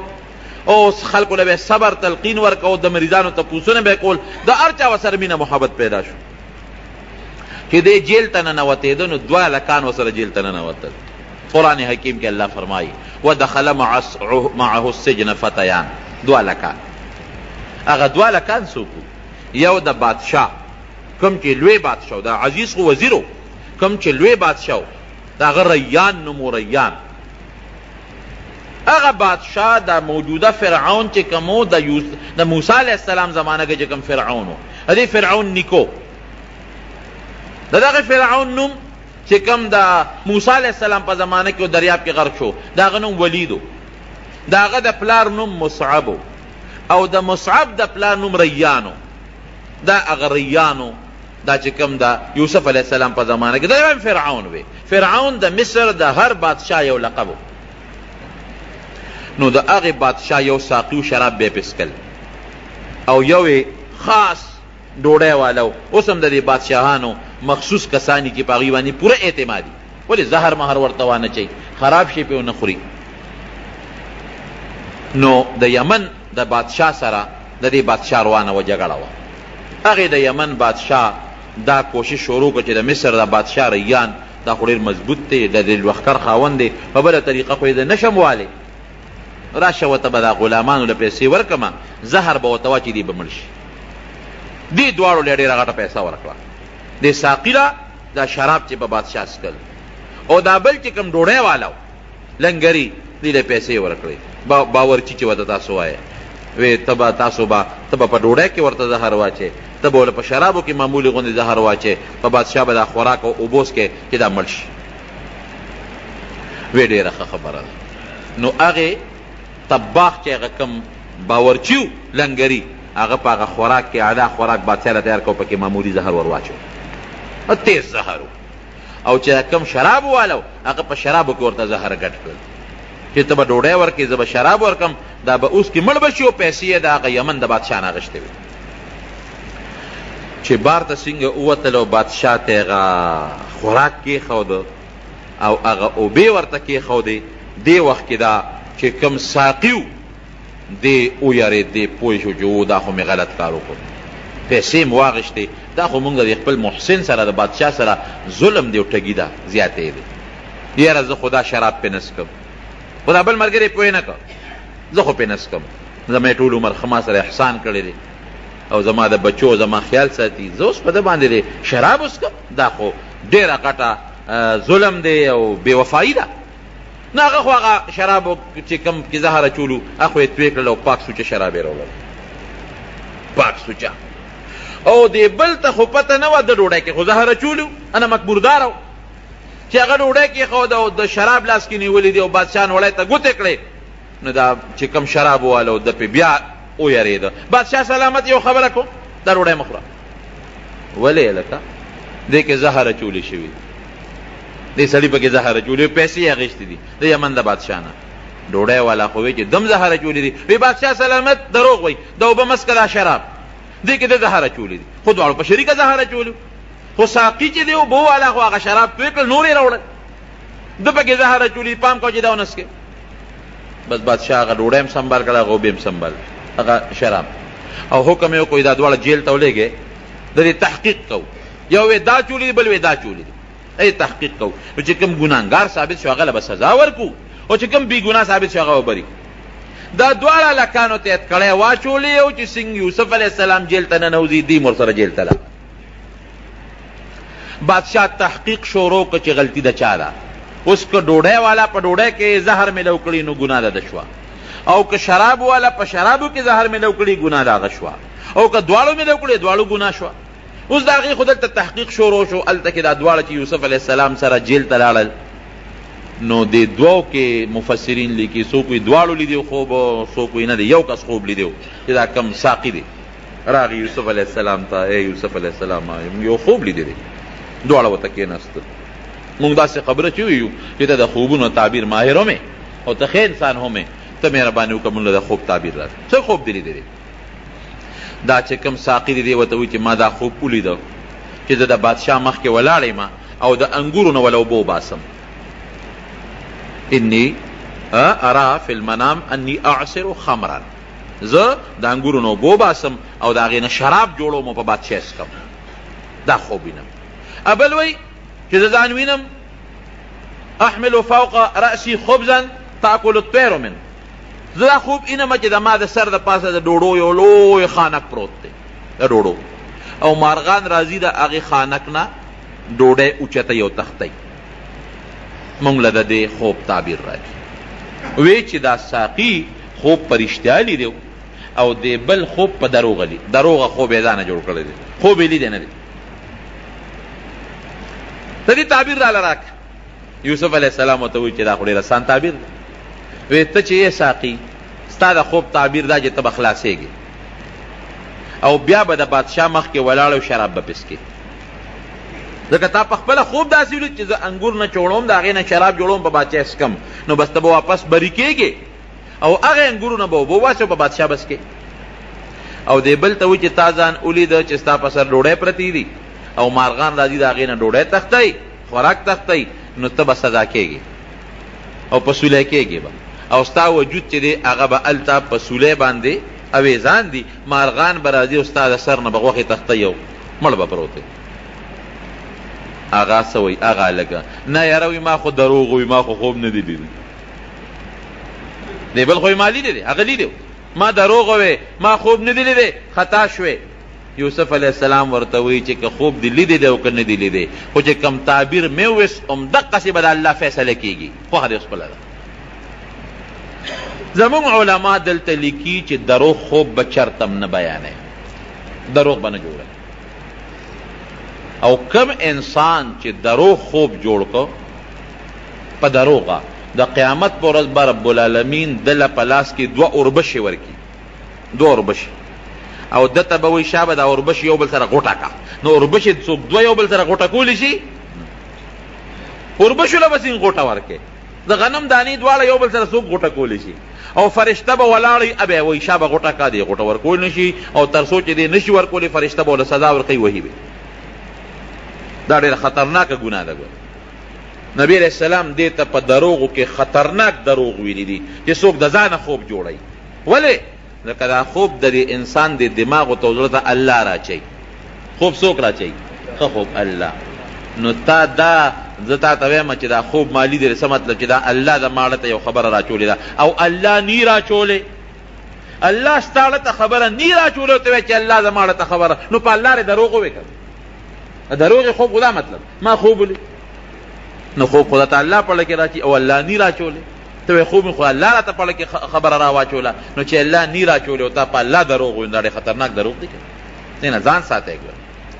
دویم دا چې خوب دی ولیده نو هغه چاته به خوب بیانې چې هغه دو صفته لري، یو د خوب په تعبیر پیږي، دویم تا سره همدردي وي. ګورئ ولې که د خوب په تعبیر نه پوهېږي او هغه ته د خوب بیان که نو غلط تعبیر به وباسي، نو همغسې به کېږي بیا. او که یو سړي سره د همدردي نه وي در باندې زړه نه خفه کېږي او هغه ته د خوب بیان که اب هم دله غلط تعبیر وباسي، نو بیا به همغسې کېږي، هغسې به ولې کېږي. یو حدیث کی راضی حدیث قدسی دی، انا عند ظن عبدی بی، نبی علیہ السلام فرمائی چې الله وی چې په ما باندې بنده څنګه ګمان کوي زه همقسې یم. نو تا خوب ولیده مثلا او د هغې خوب درته ما تعبیر بیان که، غلط مې بیان که، یا تا خوب نه دی لیدی او ما تعبیر درکه، نو ستاړه کې به هغه سودا راشي چې دا کار جوړ داسې کېږي. په الله دې هغه ګمان پیدا شو چې دا کار به داسې کېږي، نو چې په الله دې کوم ګمان پیدا شو الله به همغسې در سره کوي. پام کوئ د خوب متعلق چې خوب د ځانه جوړ نه کوي ګناه ده، او که خوب هم ولیده نو هغه چاته به بیانوی چې کوم تاله ښه تعبیر وباسي پوهېږي او د سره همدردي وي چې مزیدار تعبیر درته درکړي. او بل درته ووایم که چا خوب ولید د یارې خوب، درې قسمه خوب دی. یو هغه خوب چې د الله را طرف نه دی، هغه عموما سار وخت کې سړی ویني. یو هغه خوب چې هغه د شیطان د طرف نه دی، شیطان د یارې خوبونه په دې اړه کې راولي. او دریم هغه خوبونه دي چې یو سړی د ورځې څه کوي نو هغه په خوب کې ویني، لکه مثلا یو کلندر دی او خوب یې وي پېښور له باروبار خوب ویني، یا مثلا یو ترکان دی هغه په خوب کې ترکاڼي ویني، یا مثلا یو دکاندار دی هغه په خوب کې دکان کې ناست دی او روجي غوړي تلي. دا دریم دا هغه دي چې د په دماغو کې دروازې کوم شی ناست نو خوب کې د شپې هغه وویني، دې له خو هېڅ حقیقت نشته. بل هغه چې شیطان ورته په زړه کې کومه خبره د یارې خوبونه او د هیبت خوبونه ور واچوي، دې له هم څه حقیقت نشته. دریم هغه خوب دی چې رب العالمین رحماني خوب په زړه کې ورته ښه سوچونه را واچوي. نو اوس که یو انسان غلط خوب ولیده، بالکل خطرناک او غلط خوب، نو یریږي به نه. پیغمبر علیه السلام یې موږ ته یو دم ښولی دی، هغه دم چې د استعمال کو اسم نشته، بالکل چې ونه یریږي. خطرناک خوب، د یارې خوب، د هیبت خوب. داسې چل به وکړي چې اعوذ بالله من الشیطان الرجیم به ووایي او ګس طرف ته به لاړې وتوکړي، بیا به ووایي بیا به ګس طرف ته لاړې وتوکړي، بیا به ووایي بیا به ګس طرف ته لاړې وتوکړي، بس د خوب اثر به ختم شي. هر قسمه خطرناک او د هیبت خوب که تعالی دي د هغې هېڅ اثر به ني. او که هغه وخت کې د یاد ني سار را پاسېدې دا عمل وکړه، او که سار دې یاد نو هر کله چې دا خوب درته را مخکې شو هر کله نو بس یو ځل دا عمل وکړه چې درې ځله ګس طرف ته اعوذ بالله ویل او ورسره لاړې توکل. که جومات کې د جومات نه بار وځه نو اعوذ بالله ووایه درې ځله او هر یو ځل سره ګس طرف ته لاړې وتوکه، د دې خوب به هېڅ قسمه غلط اثر نه دی، دم شو. بس دا تجربه ده. او که مزیدار او خشته خوب دی ولیده، نبی علیہ السلام دی په خوب کې ولید، الله دی په خوب کې ولید، یو نیک سړی دی په خوب کې ولید، مونځ دی ولید، هر قسمه نیکي، نو د الله تعالی حمد ادا کوئ الحمدلله. او راشه یو 2 رکعاته نفل وکړه، لږه صدقه ورکړه، بیا برته رب العالمین د دې نه نورم خشته او مزیدار خوبونه ښیي. خو درو خوب جوړول دا ډېره غټه ګناه ده. به هر کیف هغه یو خو وی چې ما دروغ ویلي وي، زه اوس چې څه شوي دی هغه شوي دی او چې څه دی به کېږي. بادشاه هلته کې تحقیق وکړو، چې تحقیق یې وکړو، هغه خو آسان کار و، هغه زمانه کې خو لیباټرۍ نه وې، هغه خوراک یې راواغېسته او هغه په یو حیوان باندې وخوړ او چې څنګه یې وخوړ هغه مړ شو. پته ولګېده چې خوراک کې زهر و. هغه اوبې راواغېستې، هغه بل یو حیوان ته کېښودې، هغې حیوان هغه شراب وڅښل، هېڅ یې ورته ونه وې. نو دا پته ولګېده که چې شرابو کې شراب والا څه نه دی اچولی او خوراک والا په خوراک کې زهر اچولی دي، بس دواړه یې راوویستل. قاضي فیصله وکړه چې دا کم د بادشاه باورچي دی، لنګري دی، د زهر اچولی دی، لہذا دی سنسار شي، دی مړ شي. او چې دا کم بل دی شراب والا، هغه په شرابو کې زهر نه دی اچولی، بادشاه خبر که چې بادشاه سلامت ګورې خوراکو نه خورې، دی کې زهر دی، نو هغه له انعام هم ورکه، بری هم که، وفادار و خط هغه یې راوسته، واپس یې په خپله ډیوټۍ باندې ولګو. بلې پانسي که او بره په لرګي کې ویزان کړی، مارغان به راتلل او د هغه نه به یې غوښې وړلې. خو چې دا کم سزا شو دا خو بس ختم شو. او چې کم بری شو نو یوسف علیه السلام هغه ته وی ته خو بری کېږي، بری شوې، نو اذکرنی عند ربک، ته چې لاړ شې نو زما معامله لږ بادشاه ته یاده که زه هسې بې څه مفتو کې جیل کې پروت یم، پته نه لګي بادشاه یا زلیخې مې وباسي که نه، عزیز مصر مې وباسي که نه، نو وزیر صاحب گیر کړی ما، مشر بادشاه ته به زما الوی چې دارنګ یو مسافر دی او هغه هسې بې ځایه په جیل کې پروت دی، د هغه دا مسله ده، نو دا لږه واوره او د ده مسله کې څه فیصله وکړه، نو ته مهرباني وکړه بادشاه ته دې ما یاد کا. نو چې دا خبره د یوسف علیه السلام دا خو څه بده خبره نه ده، د ګناه خبره نه ده، غلطه نه ده. یو سړی دی غریب گیر دی او بې ګناه گیر دی، هغه چاته سفارش وکړي چې د ما سفارش بادشاه ته وکړه چې ما خلاص کړي، دا څه بده خبره نه ده. لیکن بیا هم د یوسف علیه السلام شان سره مناسبه نه وه. د یوسف علیه السلام شان دا دی چې د بادشاه نه ولې مطالبه کوې، د لوی الله نه مطالبه وکړه. هغه الله چې کوی کې ته پروت وې او د کوی نه یې راویستلې، نو د کوی نه خو دا جیل کوی خو ډېر تنګ جیل دی، دا خو ډېر فراخه جیل دی، دې نه دې هم رب العالمین استی شي. نو قرآن کې الله فرمایي چې دا خبره یې وکړه چې بادشاه ته ما یاد کا، نو الله د هغه سړي نه خبره یېره کړه. فلبث فی السجن بضع سنین، 7 کاله په جیل کې دې نه پس نورم تیر کړل. اوس پیغمبر ته الله گرفت، یونس علیه السلام یې د مهي ګېډې ته ونه رسو، اوس ما غوندې که راګیر کي نو ورته پته ده که دله لږه سزا هم ورکوم نو تښتي، نو مونږ ته ګزاره کوي الله دومره سخته سزا نه راکوي. او پیغمبر خو ورته معلوم دی که دی هر څومره زه راکاږم دی پیغمبر دی د ده با یقین او د ده هغه نبوت او هر څه به نور هم پخته کېږي. د هغې داسې مثال دی لکه چې څومره یو سره زر څومره په اور کې اچی نو هغه خرابېږي نه، هغه نور هم خشته کېږي. خو که دغه دی دا ګیلټ دی په اور کې ور واچول په یو ساعت به دوړی، او که سره زر دی ور واچول به نور هم خشته کېږي. نو زمونږ مثال خو د ګیلټو دی، نو که معمولی زور هم ورکوي نو ایمان پرېږدي. او پیغمبر خو سره زر دی، نو که هغه له هر څومره زور هم ورکوي هغه نور هم دغه کېږي، الله ته تقرب حاصلېږي. او پیغمبر خو پاک دی، نو معمولی خبره وه خو رب العالمین پې خفه شو چې ښه تا ما ته ولې رجوع نه کوله، تا قیدي ته وې چې بادشاه ته مې یاد کا. فلبث فی السجن بضع سنین، اورېږه یو 7 کاله در باندې جیل کې نور هم تېرو. هغه نه خبره یېره شو. دې نه مونږ ته دا مسله معلومه شو چې بعضې وخت کې به یو انسان بې ځایه جیل ته لاړ شي، دا د هغه دپاره یو سبق دی. یوسف علیه السلام به ټولو جیلیانو ته وې ګوره زه بې ځایه راغلی، زه خفه نیم، د الله په کارونو مې صبر دی، تاسو هم صبر وکړئ. دا ته بله مسله معلومه شي. بهر کیف بادشاه لوی بادشاه چې دی خوب ولید، مشر بادشاه چې خوب یې ولیده، خوب داسې و چې یو غټ دریاب دی، هغه دریاب اوچ، د هغې دریاب نه 7 غواګانې راووتې، سربې مضبوطې غواګان، ورپسې 7 ټپې ټیپې بېکاره چې تشه ډوکي داسې غواګانې راووتې. خو چې راووتې نو د 7 غواګانو دا سربې غواګانې وخوړې. اوس عقل خو دا وایي چې مضبوطه غوا لګي شي او دا بله نه نه ده، او غوا خو غوا نه خوري.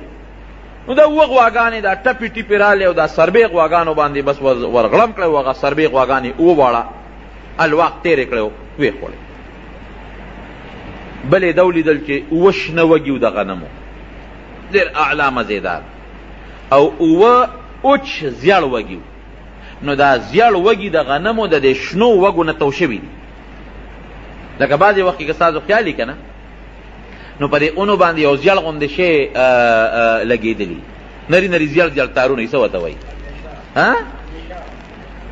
منیشه ورته وایي. هغه زیړ زیړ څیزونه وي، نو هغه چې د دې شنې څانګې نه تو شي نو هغه بوټي اوچ کي، بنوشه هغه اوچ کي. نو دارنګې دا زیړ اوچ چې کوم وږي دي دا د شنو وږو نه تو شوي، اوه نو چې بادشاه دا خوب ولیده نو یو ته وي د خوب تعبیر ویرېده بادشاه هوښیار بل ته وي د خوب تعبیر بل ته وي د خوب تعبیر چاته هم د خوب تعبیر نو معلوم دا چې کوم ساقي دی هغه ته رایاد شو اوهو زما یو اشنا دی په جیل کې یوسف یې نوم دی اخو د خوبونو ډېر زیات ماهر دی بادشاه سلامت زما یو اشنا دی او جیل کې پروت دی او بې ګناه په جیل کې ګوره 7 کاله پسې خبره را یاده شوه الله ته یې راکړه خبره دا یاد او یېره د چا په اختیار کې دي د الله بعضې وخت یو اهمه خبرې د انسان نه یېره شي ښځې نه یېره شي خاوند نه یېره شي رور نه یېره شي دوست نه انسان نو 7 کاله تېرو او چې دا خوب بادشاه بیان کړ نو ورته رایاد شو زما جي یو نږدې اشنا دی ډېر ښه سړی دی او بې ګناه صاحب په جیل کې پروت دی او د خوبونو تعبیر ډېر ماهر او اسم ډېر نیک انسان دی زبردست او جي هغه له به لاړ شمه او د دې خوب ال به ورته ووایم او فورا دله تعبیر درکوي بادشاه وی ښه نیک ولې دی ګوره وی نیک انسان دی ځکه یوسف علیه السلام به خلکو ته په جیل کې هم نصیحتونه کول د 2 کسانو د ساقي او د طباخ چې ورته کله خپل خوب بیانو که نه نو یوسف علیه السلام ورته څه وی وی ډوډۍ نه مخکې دل تعبیر در کوم لا ډوډۍ به نه راغلې خو یو خبر هم درته کوم ګوره د خوب د تعبیر نه مخکې ورته څه وی وی هغه الله چې مونږ او تاسې پیدا کړي هغه الله ګورې شریک نه لري زه په هغه دین یم چې کوم دین د ابراهیم علیه السلام او د یعقوب علیه السلام دغه الله مونږ سره ډېر لوی احسانات کړي دي مونږ سره ډېر انعامات کړي دي او ګورې پام کوئ زه د دې خلکو د دې دین د دې شرک نه بیزار یم تاسو به هم شرک نه کوئ د یو الله د توحید داعیان به جوړېږئ هلته هم د الله د یووالي او د رب العالمین د توحید هغه تبلیغ کو په جیل کې جیل کې لګیا دی خپل تبلیغ کوي خلکو ته د نیکۍ نصیحت کوي د شرک نه او د کفر نه د خلکو زړه توروي نو دی وی بادشاه ته چې ډېر نیک سړی دی ډېر ښه سړی دی ورته پته وه زم جي د هغه نه د تعبیر وباسم لړ شه راغی یوسف علیه السلام ته ای زما یوسف وروره ای دوسته زه خو راغلی یم او یو خوب زمونږ بادشاه لیدی دی او د هغه خوب تعبیر ورته وباسه او جي که تعبیر دی ورته وویسته که نه نو بادشاه ته به پته ولګي نو تا به فورا را خلاص کي اوس که یوسف علیه السلام غوندې 7 کاله پس جیل کې تیر شو نو که زما غوندې سړی وی تا ته د 7 کاله پس زما خبره یاده شو اشنا تا ته ما ویلو چې ما بادشاه ته یاد کا نو تا زه بادشاه ته ګوره یاد نه کړم 7 کاله مې مفتو کې جیل کې تیر کړل د خدای نیک بخته تا د ما سفارش نه کو ته خو د بادشاه ساقي وې لیکن یوسف علیه السلام ته خو پته ولګی چې اسیم خو کار شوی دی اړو ملامت یې نه کو عفو یې ورته وکړه دی ورته اړو نه وي چې نیک بخته 7 کاله پس رالی دی ورته اړو نه وي چې تا ګوره بادشاه ته دا اړو یاد نه کړم دی ورته اړو نه وي چې ستا اړو د خوب اړو جواب نه کومه پرې چې غرق او تباه شی ولې که یوسف علیه السلام په تعبیر دوی پوی نه کي نو حقات راځي او ټول ملک تباه کېږي اوس که بل سړی وي نو وی به چې پرېږده چې تباه شی زما صرف جیل کې واچولو نه کوم د خوب تعبیر درته شرطونه به یې پې لګول چې ما خلاص کړې د هغې نه پس به د خوب تعبیر کوم نه هېڅ شرط یې پې ونه لګاو اړو ملامت یې نه که دا د یوسف علیه السلام عفو درگذر حالانکه په جیل کې غریب پروت دی مفتو کې پروت دی وی داسې کار دی بادشاه ته ووایا چې 7 کاله به ستاسو یو داسې دور در باندې راځي 7 کاله چې به د فراخ سالۍ دور بی 7 کاله به ستاسو رزقونه او ډوډۍ ګانې او غنمونه او څاروي به هم څاروي او ښه فراخه کال بی 7 کاله 7 کاله پس به قحط راځي مکمل قحط چې دا 7 کاله تاسو کوم جمع کړې ده او کوم غله او غنم هم سنبال کړي دي دا به په هغه 7 کاله قحط کې بالکل خلاص شي د هغې نه پس به در باندې بیا یو کال راځي ابه ډېر د بارانونو کالي مزېدار دا خو ستاسو د خوب تعبیر شو اوس به کوسو دی وتالو نه وي زه لړ شه او بادشاه ته دې الو وایه او دې ځل یې ورته دا ونه وي چې ما ورته یاد کا هغه ته خو پته لګېدلې وه چې مخکې مې دا ټکې وي خو 7 کاله مې پکې تېر کړه اوس بیا ووایم غږ یې ونه کړ ساقي راغی وی بادشاه سلامت هغه دا تعبیر وویسته یاره وی ورشه دا سړی راوباسې دا خو ډېر پوه انسان معلومېږي دا څوک دی راوباسې چا به دا سړی فورا راولې د نه زه اوس معلومات کوم چې دې سره به کوسه د 7 کاله چې قات راځي په مونږ باندې نو دا 2 کاله غله چې مونږ وکړو نو دا غله خو هر کال غلط پیدا کېږي خلک یې خوري نو ټیک دا که ډېر فراخه کالم دی نو غله خو نه ټینګېږي چې 2 کاله مونږ بیا په سټورونو کې ساتو هغه زمانه کې دا سټورونه هم نو دا به 2 کاله په منقات راځي دا به څه کوو ته ورشه دا لک راول دی ورپسې په اس باندې سور شو جیل ته ورځ غلید مبارک شه یوسف ولې بادشاه د جیل نو باسي او داروغه ته اعلان وکړ چې یوسف علیه السلام ډېر په عزت باندې راوباسه او فوراً یې بری کا او ماته حاضر کا وی بادشاه سلامت را لېږلې ما او داروغه ته اعلان هم دی ته بری شوې راځه بادشاه دې غواړي بادشاه ته مخامخ ودرېږې نو ستا د علم اظهار په بادشاه راغلی دی تا له ډېر لوی مقام او مرتبه درکوي یوسف علیه السلام ورته څه وایي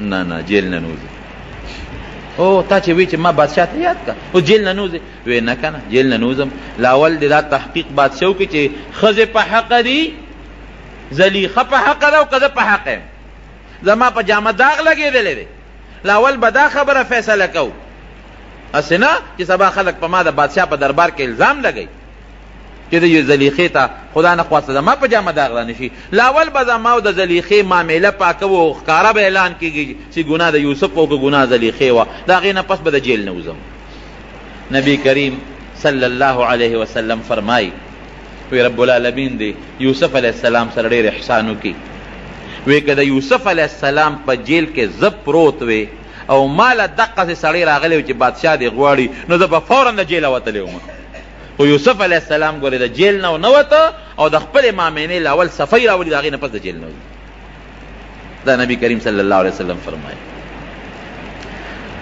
هغه استازی لاړ بادشاه ته وایي چې سړی خو د جیله نه راځي ولې نه راځي جي د هغه د زلیخې په منځ کې یو لانجه راغلی و دی په هغې کې جیل ته تللی دی او وایي چې لاول د زما او د زلیخې معامله پاکه شي نو د هغې نه پس به زه د جیل نه وځم به خلک وایي چې دا ګناه جوړ د یوسف وه خو د خوب تعبیر یې وویسته نو ځکه خلاص شو نه چې معامله پاکه شي دې نه زموږ علما دا خبره معلوموي چې په یو انسان تهمت ولګي داسې خطرناک تهمت نو پکار دي چې د هغې صفۍ د خلکو په مخکې راشي خبره به مجمله کې نه پرېږدي چې مجمله کې دې پرېښوده د خلکو زړه کې به هغه شکونه وي نه چې خبره بالکل پاکه شي نو ښه خبره ده نو یوسف علیه السلام خپله خبره پاکول غوښتل بادشاه ښځې راوغوښت د ټولو زلیخې هم کېنوله دغه وخت کې د زلیخې خاوند چې کوم خپل عزیز مصر هغه مړ شوی بوډا وزیرو مړ شوی زلیخې هم کېنوله او نورې ښځې هم راوغوښتې هغه ښځې چې څوک په هغه مجلس کې ناستې وې هم ټولې کېنولې او بادشاه ټولې مخامخ کېنولې وی وایه ټول د بادشاه وزیران او مشیران او د لوی افسران ناست دي زنانه ښځې هم ناستې دي ګناه د زلیخې وه او که ګناه د یوسف وه زلیخه پاسېده وی بادشاه سلامت ګناه زما وه یوسف بالکل پاک هیڅ غلطي په یوسف کې نشته دا ګناه ټوله زما وه غلطي ټوله زما وه بس زه په خپله غلطۍ ستومان یم او علما لیکي مفسرین چې زلیخه د هغه وخت نه چې یوسف علیه السلام جیل ته لاړ په عبادت الله ته پرېوته د الله نه یې معافي وغوښتله او هر وخت به رب العالمین ته جړل چې یا الله ستا ذات ډېر ښکلی دی چې یوسف غوندې ښکلی انسان تا پیدا کړی دی الله چې ته به څونه ښکلی رب العالمین ستا ښکلی ذات مې پرېښوده او چې کوم تا پیدا کړی ښکلی دی هغې پسې ګرځم واقعي چې دې خشته ګلونو ته وګورئ د ښکلي بوټو ته وګورئ او د خشتو نښو ته وګورئ نو د رب العالمین لوی قدرت پرته معلومیږي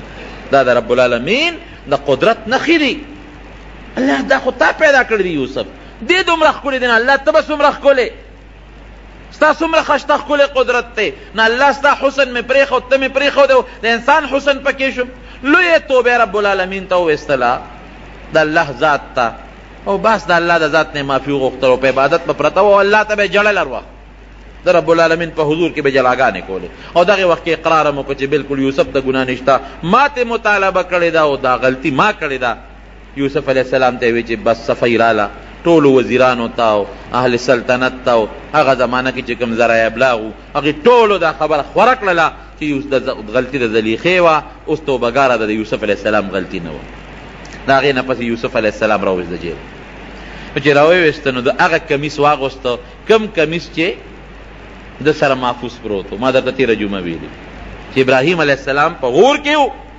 او هغه کمیس ورته جبریل علیه السلام اچولی و او بیا هغه کمیس د د ابراهیم علیه السلام نه پس اسحاق علیه السلام ته لاړ.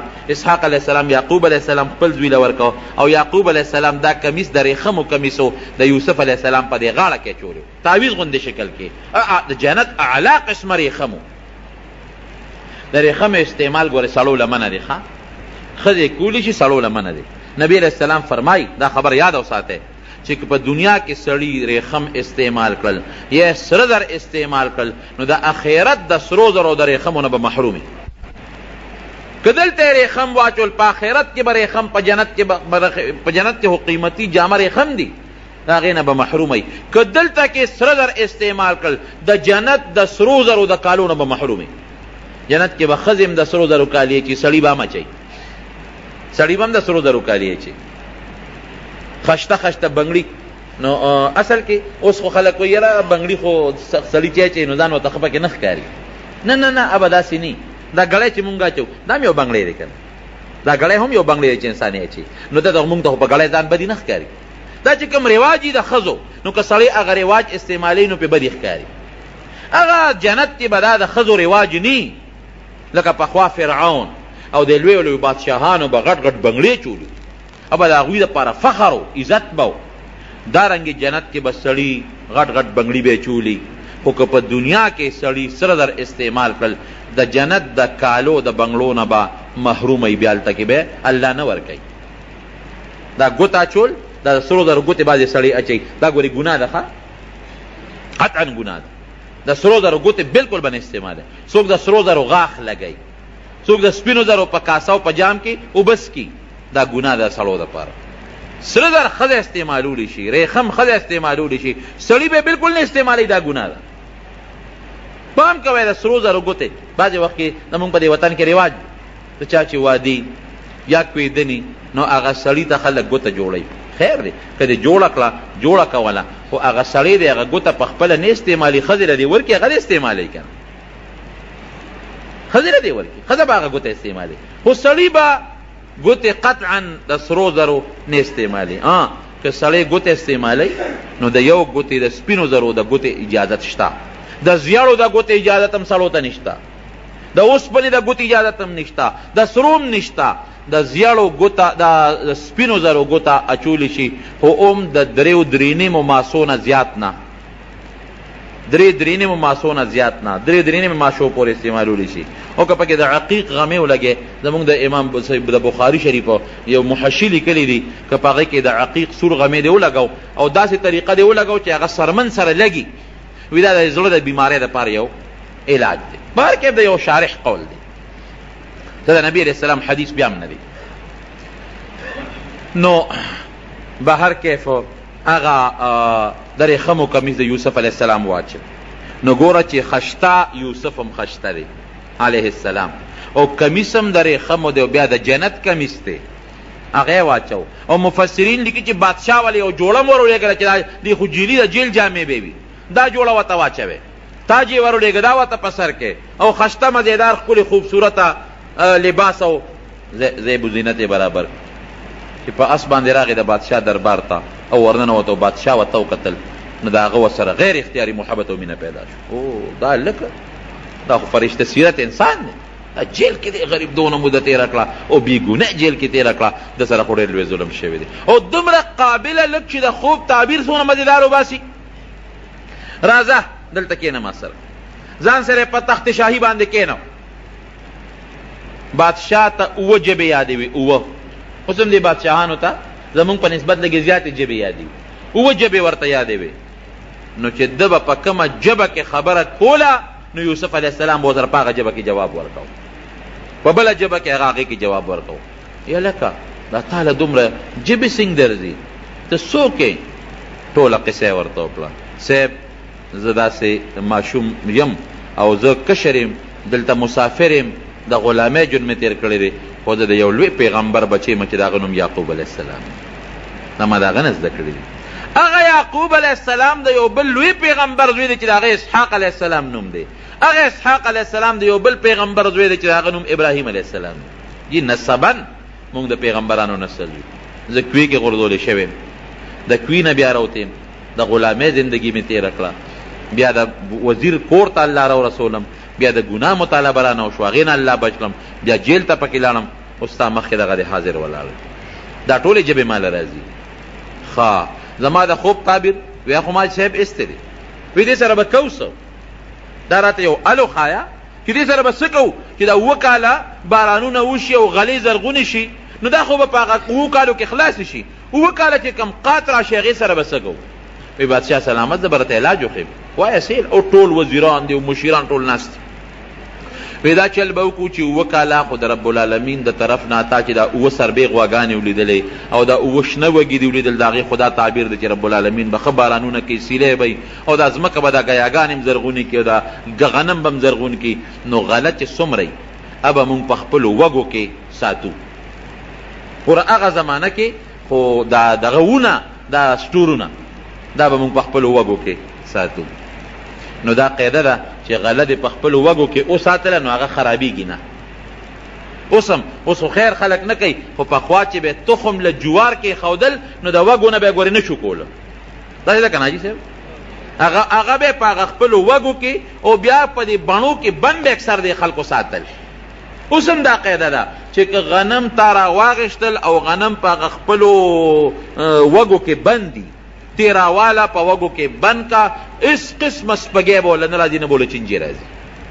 یا وږي به پخوا ما ته یاد دي وږي به یې را واغېشتل په ټوکر کې به یې بند کړل او په کوټه په سر به یې ولګول او د پاسه به یې پلې وکړ. داسې وکړه نو ته زمیندارو هغه خپلې قصې پرېښې دي او داروګانو ته مخ اچولې ده، نو ټول غنم او جوار ده، نو ټول سپږو چینجو واله. څه خو پکې زکات تاسو نه ورکوئ، زکات خو خدای دې نه په بل طرف وباسي. بیا هلکه وایي سپږو غنم او سپږی به یې نه زکات نه ورکوي، چینجو وال چینجي به یې نه وي چې زکات نه ورکوي. به هر کیف وی دا وږي به د غنمو راوالی دا به انشاءالله دونه غله وشي چې څومره ضرورت دی خلک به یې خوري او باقي د حکومت غله چې څومره ده سرکاري ځمکو چې کومه غله شوي هغه به په وږو کې سنبال کې، هغه به د هغه چې کوم بوسو نه هغه څه ورته وایي هغه ټانټې به غونډې به او د وږو هغه چې کوم ویښونه دي هغه څه ورته وایي چې کوم نه بوسو دي دا به ویښ کې ګیرډی کوي او سنبال به پرتې وي. بس چې کوم د ضرورت مطابقي او استعمالو باقي پرتې چې 7 کاله کله قات راشي دغه وږي به بیا رجو او دغه غنمو نه به بیا مونږه غوبلې کوو، نو بوس به څاروي خوري او غنم به انسانان خوري. 7 کالو کې به مونږ دا غله به 7 کالو ته ساتو، د هغې نه پس به بیا 1 کال رب العالمین بارانونه کوي او ښه فراخي به راځي. دا مې دغه دی بادشاه ورته وایي داسې کار دی چې تا ځان سره مشیر مقررو، یعنې بادشاهانو مشیراني ځکه تا ډېره ښه مزېداره مشوره را کړه. یوسف علیه السلام ورته وایي نه مشیر مې مه مقرروه، اجعلني على خزائن الارض، ما وزیر زراعت جوړ کا، وزیر خزانه نه. خزائن الارض د دې وزیر خزانه بعضې علما معنا کوي نه وزیر خزانه نه د ځمکې خزانې یعنې وزیر زراعت مې جوړ کا.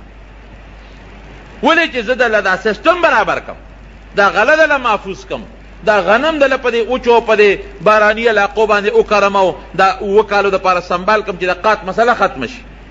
بادشاه وی ډېره ښه ده، وی انی حفیظ علیم، ورې زه امانتګره مې، غلا به نه کوم، خیانت به نه کوم. کم وزیر کم بادشاه چې هغه غلی خیانتګري ملک به چرې ترقي نه کوي، او چې غل نی خیانتګر نی رب العالمین بیا هغه ملک لم ترقي ورکوي. نو زه خو حفیظ او علیم په دې خبره پوهېږم، هم الله راله دا پوهه م راکړې. وی دا د نن نه مې ته وزیر زراعت جوړ کړی. نو یوسف علیه السلام رب العالمین د کم ځای نه د کوی نه راواغېشته او کم ځای ته یې ورسو وزیر زراعت یې جوړ کړو. دا د رب العالمین نظام دا غټ عبرت دی. ان مع العسر یسرا، سختی در باندې رب العالمین راولي. الله ته ته رجوع کوه، ته ګوره الله به د هغه سختۍ بدل درته په اسانتیا درکوي. نور به رب العالمین تعالی سهولت درکوي، اسانتیا به درکوي. بل دې نه دا عبرت دی چې په سختو کې به یو الله ته رجوع کوې، ګورې یو الله ته به رجوع کوې. او بل دې علما یو بله مسله معلوموي، هسې خو مشري غوښتل ګناه ده، نه به غواړي مشري به نه غواړي. خو که تا ته یو ځای کې پته ده چې اهل نشته غیر اهل راځي، نو بیا په هغه وخت کې که یو سړی مشري غواړي نو جایز دي. لکه دلته کې یوسف علیه السلام ته پته وه چې دلته کې خو اهل نور څوک نشته، دا چې څومره وزیران دي دا غلبه رالي او د قات په زمانه کې بیا په ډېرو غټو غټو پیسو خرڅوي او په خلکو به قات راشي. اهل نشته، دوی په خپله مطالبه کوي چې خیر دی که ما وزیر زراعت جوړی نو ما جوړ کړم. دا به معلومېږي. او بل چې انسان جامه پاکوي او رښتون انساني د هیڅ قسمه پروا نه ساتي، رب العالمین به د حفاظت کوي، دی به الله ساتي لکه یوسف علیه السلام چې رب العالمین وساتي. دا هغه تهمت نه پښتانه وایي ته خپله جامه پاکه ساته الله به دې امداد کوي. دارنګې ته خپله جامه پاکه ساته، پروا مه ساته که څوک درپسې خبرې کوي که څوک هر څه کوي، رب العالمین به ستا د پاکه جامه ښکاره کوي او د خلکو د تهمتونو نه به د الله ساتي. او کله چې بادشاه راغوښته نو هغه دا ویلي چې حکم یې وکوی دی را خلاص کې راولی استخلصه لنفسي، دی به زما مشیري، ما سره بی بس.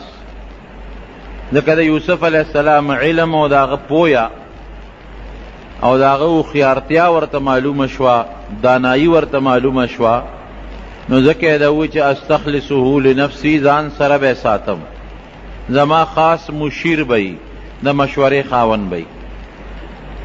او بیا چې یوسف علیه السلام حسینم و جمیلم و ډېره خشته هغه کمیس یې مچولی و، کم کمیس چې حضرت ابراهیم علیه السلام ته په اور کې جبریل علیه السلام اغوستی و، د جنت کمیس و.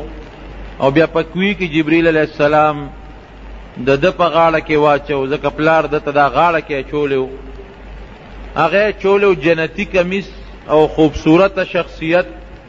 او بادشاهم هغه له جوړې ولېږلې په یو تخت باندې ځان سره کېنو، ټولو وزیرانو استقبال هم وکړو، الله وله عجیبه شکل هم ورکړی و مزېدار.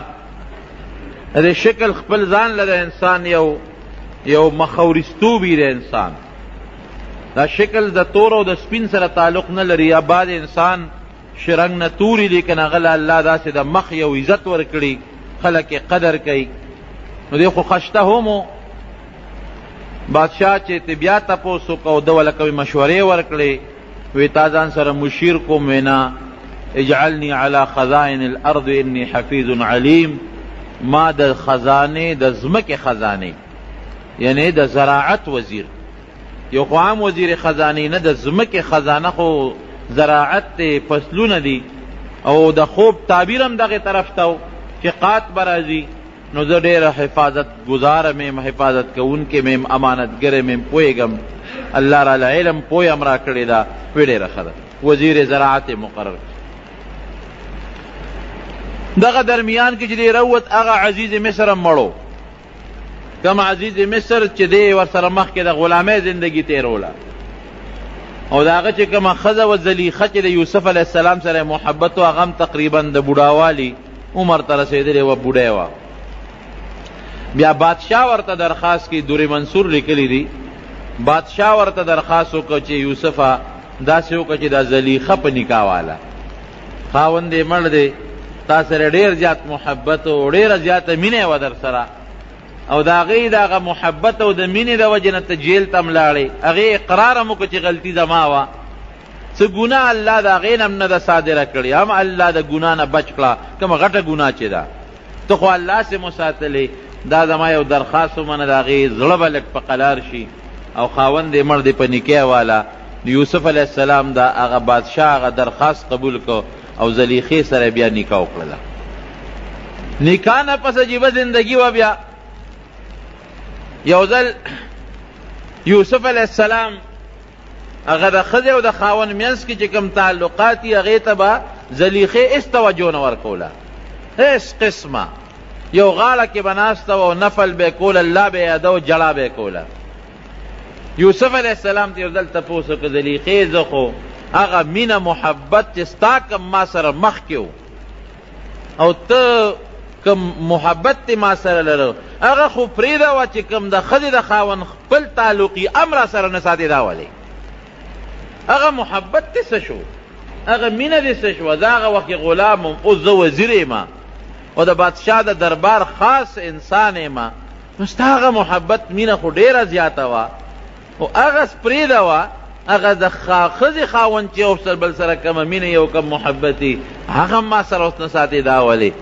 وی هغه وخت چې زما تا سره کوم محبت او مینه و زما زړه کې خالص ته پروت وی او ته زما په زړه کې موجود وی، خو چې ته جیل ته لاړې او بیا د جیل نه راووتې او ته جیل ته ورسېدې، نو ما الله ته رجوع کړې ده، د رب العالمین ذات ته مې رجوع کړې ده.